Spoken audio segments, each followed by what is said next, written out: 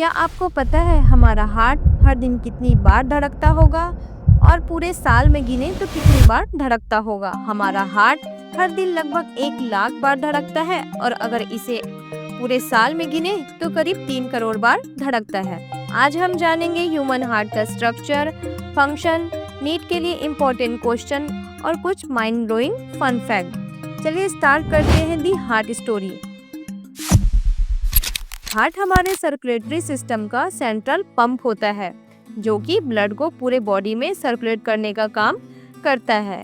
इससे हर सेल को ऑक्सीजन और न्यूट्रिएंट्स मिलती है जिससे हमारा बॉडी फंक्शन करता है।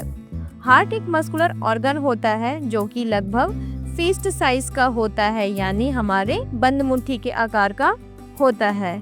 ये थोरैसिक कैविटी के बीच में स्लाइटली लेफ्ट साइड में स्थित होता है। अगर आप अपने हार्ट को पूरे लाइफ में चलने दें तो यह लगभग 2.5 अरब बार धड़कता है। Discovery of human heart. प्राचीन समय में लोगों का यह मानना था कि हार्ट ही सोचने और महसूस करने का काम करता है, यानी हार्ट से सोचते हैं, ब्रेन से नहीं। उन्हें ब्रेन का कॉन्सेप्ट पता ही नहीं था। मिस्र के लोगों का ये मानना था कि आत्मा दिल में ही रहती है। इसके बाद आए ग्रीक वैज्ञानिक अरस्तु। अरस्तु का मानना था कि हार्ट ही बॉडी का सेंटर होता है और ब्रेन क्या करता है? ब्रेन सिर्फ हार्ट को ठंडा रखने का काम करता है।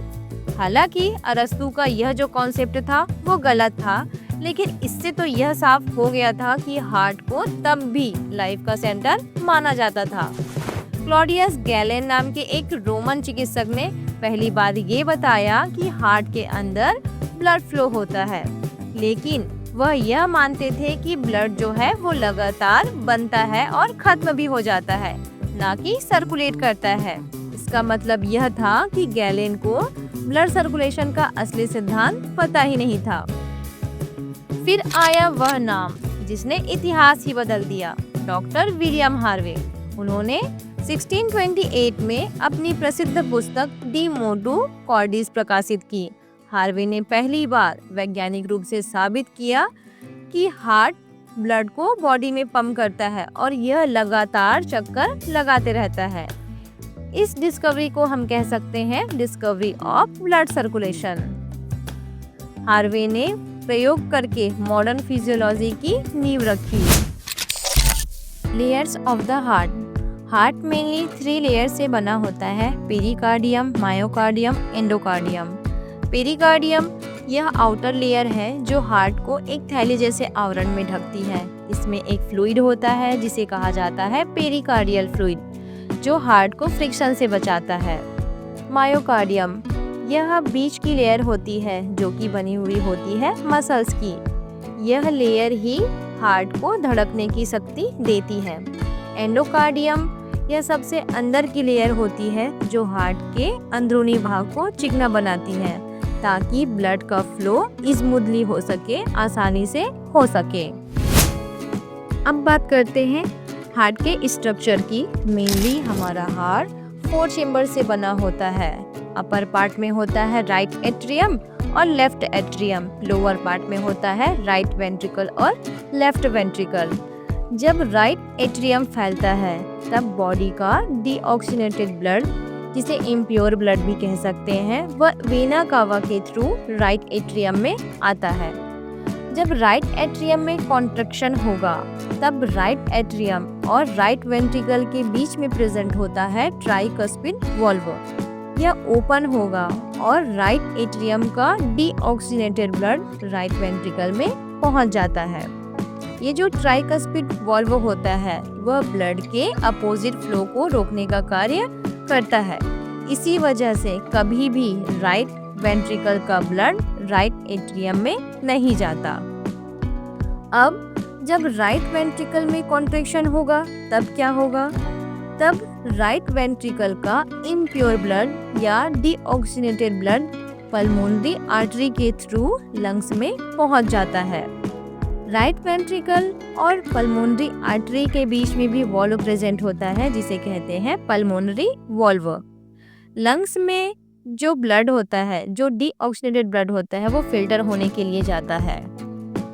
अब ब्लड का फिल्ट्रेशन कैसा होगा?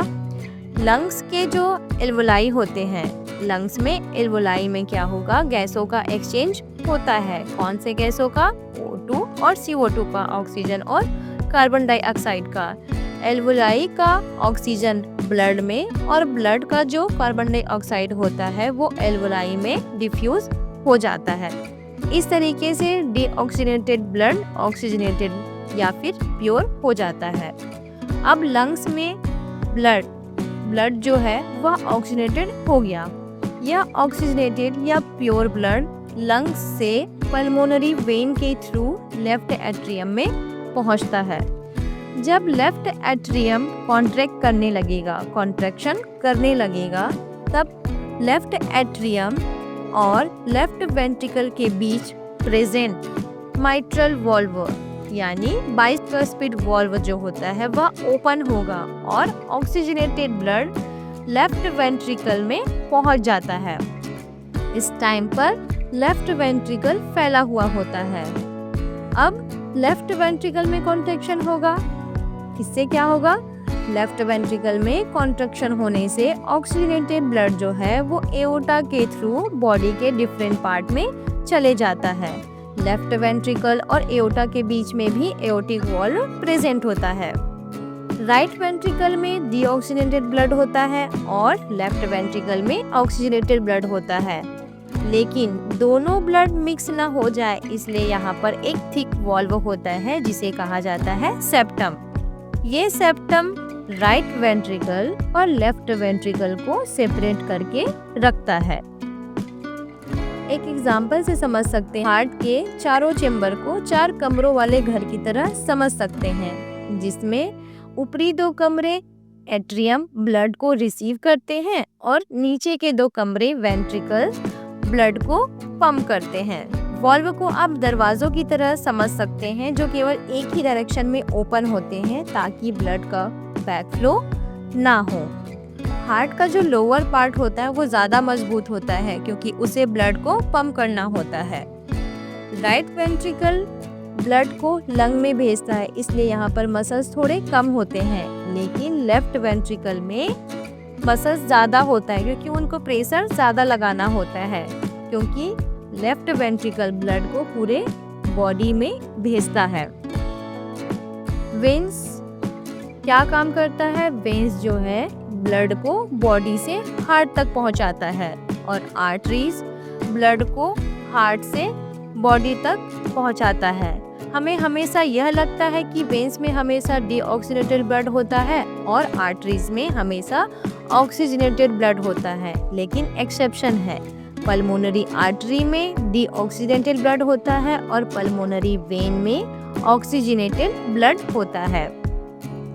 एक फन फैक्ट, फीटस में यानी भ्रूण में सबसे पहले बनने वाला ऑर्गन होता है हार्ट। ह्यूमन हार्ट में डबल सर्कुलेशन होता है। ह्यूमन हार्ट में से ब्लड 2 बार होकर गुजरता है, इसलिए इसे डबल सर्कुलेशन कहते हैं। यह सर्कुलेशन 2 प्रकार से होता है। फर्स्ट सर्कुलेशन डीऑक्सीजनेटेड ब्लड का होता है। बॉडी का डीऑक्सीजनेटेड ब्लड वेना कावा के थ्रू पहले तो राइट एट्रियम में पहुंचता है, उसके बाद राइट एट्रियम से राइट वेंट्रिकल में पंप कर दिया जाता है। यह ब्लड राइट वेंट्रिकल से पल्मोनरी आर्टरी के थ्रू लंग्स में पहुंचा दिया जाता है। इस प्रकार का सर्कुलेशन पल्मोनरी सर्कुलेशन कहलाता है। सेकेंड सर्कुलेशन ऑक्सीजनेटेड ब्लड का होता है। लंग से आए ऑक्सीजनेटेड ब्लड को लेफ्ट एट्रियम पल्मोनरी वेन के थ्रू प्राप्त करता है। ये ऑक्सीजनेटेड ब्लड लेफ्ट एट्रियम से लेफ्ट वेंट्रिकल में पहुंचता है और लेफ्ट वेंट्रिकल से एओर्टा के थ्रू ऑक्सीजनेटेड ब्लड को बॉडी के डिफरेंट पार्ट में पंप कर दिया जाता है। बॉडी के टिश्यू इन्हीं ब्लड से ऑक्सीजन और न्यूट्रिएंट्स को प्राप्त करते हैं और इसके बदले में कार्बन डाइऑक्साइड छोड़ते हैं। यही डीऑक्सीजनेटेड ब्लड अब वेना कावा के थ्रू फिर से राइट एट्रियम में लौट आता है। इस प्रकार के सर्कुलेशन को सिस्टेमिक सर्कुलेशन कहते हैं। इस तरह ब्लड हार्ट से 2 बार चक्कर लगाता है, एक बार लंग के लिए और एक बार बॉडी के लिए। इससे क्या होता है, इससे ऑक्सीजनेटेड एंड डीऑक्सीजनेटेड ब्लड अलग अलग रहते हैं और बॉडी को पर्याप्त मात्रा में ऑक्सीजन भी मिलती है। हार्ट बीट की गति सामान्य वयस्क में 72 बीट्स पर मिनट होती है, वहीं एक नवजात शिशु में हार्ट बीट की गति 120 से 140 बीट्स पर मिनट होती है। अगर आप नींद में होते हैं तो हार्ट बीट की गति थोड़ी धीमी होती है, लेकिन आप व्यायाम कर रहे हो या डर की स्थिति में हो तब आपकी हार्ट बीट तेज हो जाती है। Sound of heart beat. Heart beat को हम स्टेथोस्कोप से सुन सकते हैं। स्टेथोस्कोप से सुनने पर दो आवाजें आती हैं, लब और डब। लब जो कि पहली ध्वनि है और यह ध्वनि एवी वाल्व के बंद होने से आती है, लेकिन सेमिनुलर वाल्व के बंद होने से डब दूसरी ध्वनि सुनाई देती है, इसलिए कहा जाता है लब डब एक heart beat. Heart beat autonomic nervous system द्वारा कंट्रोल होती है। सिंपैथेटिक नर्व्स जो है वो हार्ट बीट को बढ़ाने का काम करते हैं और पैरासिम्पैथेटिक नर्व्स जो है वो हार्ट बीट को घटाने का काम करते हैं। आप जानते होंगे कि ईसीजी क्या होता है। ईसीजी का फुल फॉर्म होता है इलेक्ट्रोकार्डियोग्राम।